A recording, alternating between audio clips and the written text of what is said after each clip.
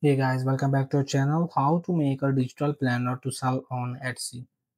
So make sure you will have logged in, and for this we will just use the Canva, which is better option. And in the customized size we will just type for A4, and these are listed. So we will just tab on it, document A4 portrait. So just tab on it as well.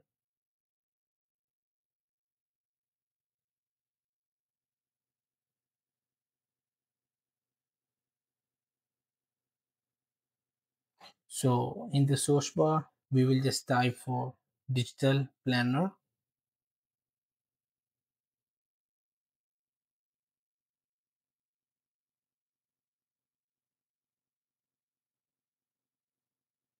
So here are the all listed.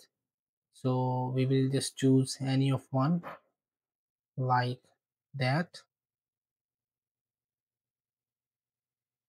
So these are the all pages. So if I just tab on this one, and we will just have to add the information right over here, and these are many more when you just all the fill up with your information. So we will just move in the go Etsy, and after you will just move in the your profile icon, which is top right icon, and there is an option of sell on Etsy.